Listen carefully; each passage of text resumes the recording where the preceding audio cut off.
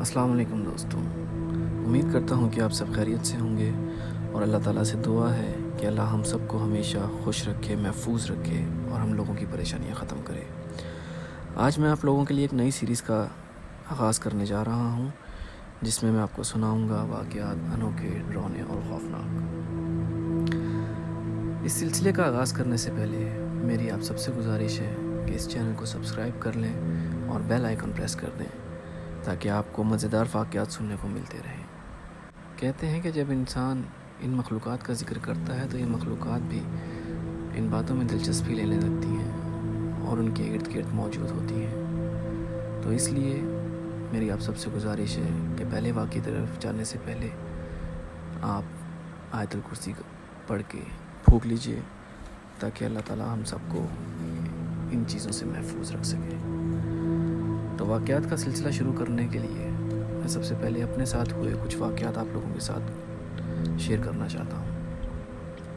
ये वाक़यात जो मैं आपको बता रहा हूँ, ये 2006 से 2010 के दरमियान पेश आए।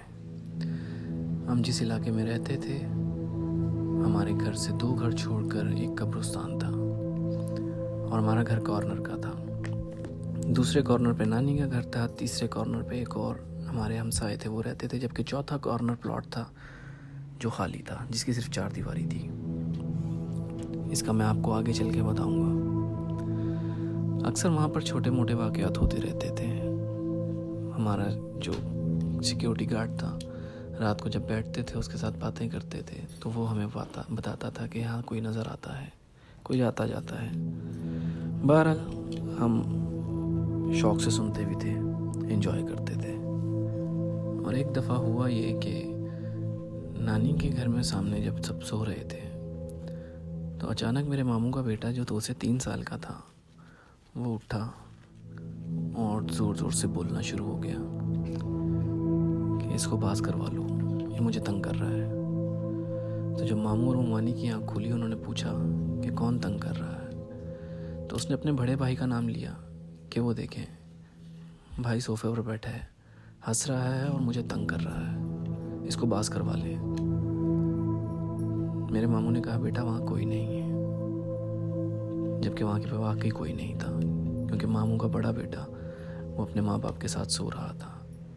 इसी तरह एक रात को जब मामू वगैरह सोने के लिए लेट गए, तो अचानक उनको खिलौने के बजने की आवाज़ आने लगी। जब मामू ने देखा तो बच्चों की अलमारी में मोबाइल फ़ोन पड़ा था, बच्चों के खेलने वाला, उसमें से आवाज़ आ रही थी, उसके गाने चल रहे थे।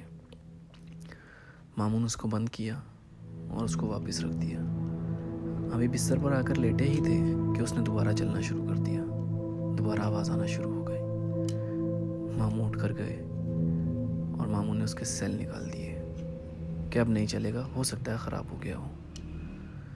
लेकिन जब मामू दोबारा लेटे तो वो बग़ैर सेल के चलने लगा, उसमें गाने बजने लगे।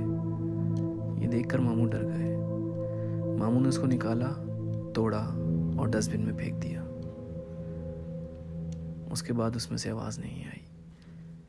लेकिन जब सुबह उठ के देखा तो डस्टबिन में वो मोबाइल फ़ोन नहीं था, वो वापस अलमारी में ही रखा हुआ था, जिसको देखकर मामू बहुत ज़्यादा खौफज़दा हो गए थे। इस किस्म के वाक़यात वहाँ पर होते रहते थे। इसी तरह एक दफ़ा हमारी कज़न्स हमारे घर रहने आई हुई थी। वॉक करने की गर्ज से वो लोग छत पर गई। वॉक करते करते वो लोग बातें भी करते जा रहे थे, जबकि उनकी 2 बहनें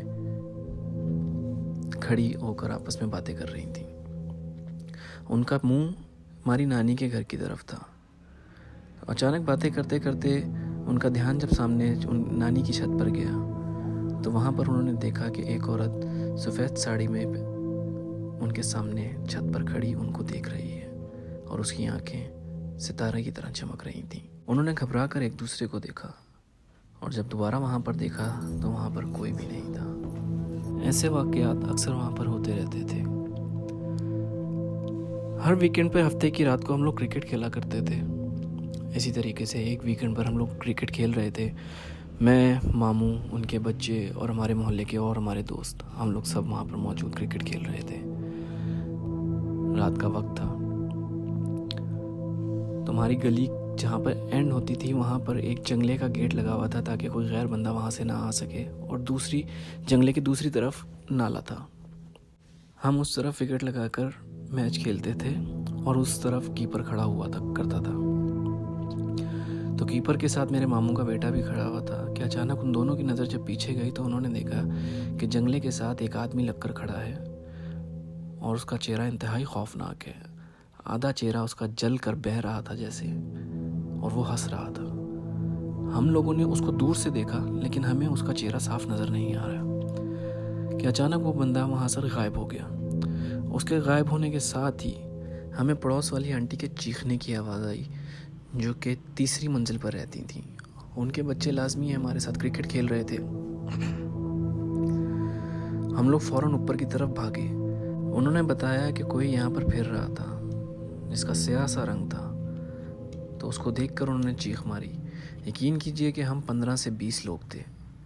हम लोगों ने उनके घर का चप्पा चप्पा छान मारा, छत पर, इधर उधर, हर जगह, लेकिन वहाँ पर कोई भी नहीं था। और ऐसी कोई जगह नहीं थी कि कोई आए और वहाँ से भाग जाए सिवाय मेन गेट के। इसके थोड़े दिनों के बाद कुछ ऐसा होता है कि मैं रात को सो रहा था। हुआ ये करता था कि अक्सर मेरे और मेरी बहन के कमरे में अम्मी सो जाया करती थी हम दोनों के दरमियान, क्योंकि हमें डर लगता था। तो 2 से 4 के दरमियान या 3 से 4 के दरमियान रात के वक्त लाइट जाया करती थी। उस वक्त बिल्कुल अंधेरा हुआ करता था। मेरी 3 साढ़े 3 बजे के वक्त अचानक आंख खुली और जब मैंने अपनी दाईं तरफ देखा तो मुझे लगा मेरे साथ कोई लेटा हुआ है।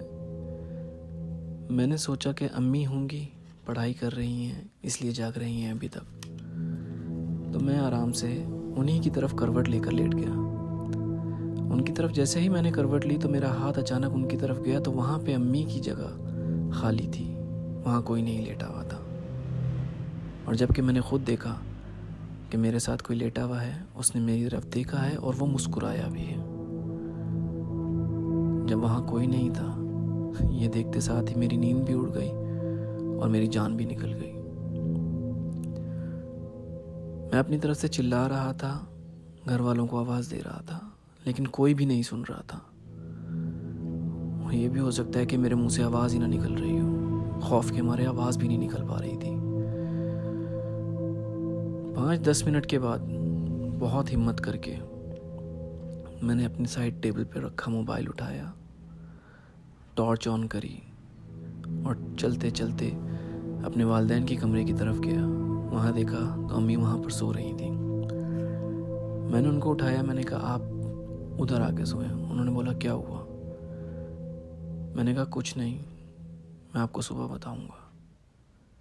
तो फिर वो हमारे साथ आके सोई। इसी तरीके से हम लोग रात को सो रहे थे।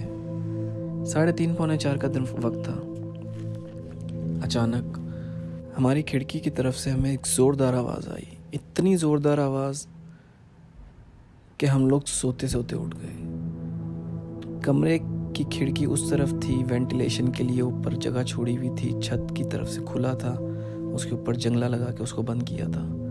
तो ऐसा लगा था जैसे जंगले के ऊपर कोई गिरा है, और इतनी ज़ोर का गिरा है कि हम लोग सोते हुए उठ गए। लेकिन जब हमने देखा वहाँ पर कोई भी नहीं था। सामने नानी के घर फ़ोन किया कि देखिए कि छत पे कोई है तो नहीं। उन लोगों ने छत पर जाके देखा अपनी छत से, तो हमारी छत पर कोई भी नहीं था। और यकीन कीजिए कि जितनी ज़ोर की वो आवाज़ थी, अगर कोई इंसान वहाँ पर गिरता तो वो दोबारा उठने के काबिल ना होता। और उसके अगले ही दिन कुछ ऐसा हुआ जो नाकाबिले बयान है। ज़ोहर के वक्त दोपहर को गर्मियाँ थीं। मेरे मामू अपने बच्चों के साथ नमाज़ पढ़ने के लिए जा रहे थे। वो बाइक पे बैठे बाइक स्टार्ट ही करने लगे थे कि जो सामने प्लॉट था, जो मैंने आपको बताया कॉर्नर पे प्लॉट था, वहाँ से बच्चे अचानक चीखते हुए बाहर आए कि बला आ गई, बला आ गई। ये सुनकर हम सब घबरा गए। मामू ने कहा कौन सी बला, क्या हुआ? अभी ये बात हो ही रही थी कि इसी दौरान बिजली की तारें आपस में टकरा गईं और आपस में रोल हो गई, जैसे उनको किसी ने पकड़ के आपस में बांध दिया हो।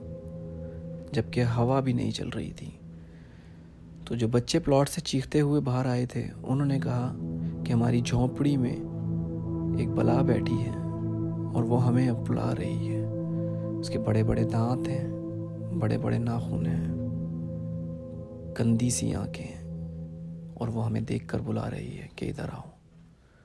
ये सुनते ही हम लोग खौफज़दा हो गए। मामू बहुत हिम्मत करके हम 3-4 लोगों के साथ उस 4 दीवारी के अंदर गए। उस झोंपड़ी में देखा तो वहाँ कोई नहीं था। बड़ों का कहना है कि जब वो बला वहाँ से भागी, या जो भी मखलूक थी वो वहाँ से भागी, तो वो तारों से टकराई और तारें आपस में जुड़ गईं। और यकीन कीजिए कि उसके थोड़े ही दिनों के बाद उन बच्चों की सबसे छोटी बहन, जो 1 महीना या 1.5 महीने की थी अभी, उसका इंतकाल हो गया। ये वो वाक़यात थे जो मैं आप लोगों के साथ शेयर करना चाहता था। और अगर आप लोग अपने वाक़यात हमारे साथ शेयर करना चाहते हैं तो इस दिए हुए ईमेल पे आप अपने वाक़यात भेज सकते हैं wk.stories.official@gmail.com। और आखिर में मैं आपसे यही कहना चाहूँगा कि अपने गिरदोनवा का ख्याल रखिए, हमारा चैनल लाजमी सब्सक्राइब कीजिए और ऐसी वाक़यात से लुत्फ़अंदोज़ होते रहिए। और इसी तरीके की मज़ेदार स्टोरीज़ लेकर मैं आपके पास दोबारा आता रहूँगा। जब तक के लिए अल्लाह हाफ़िज़।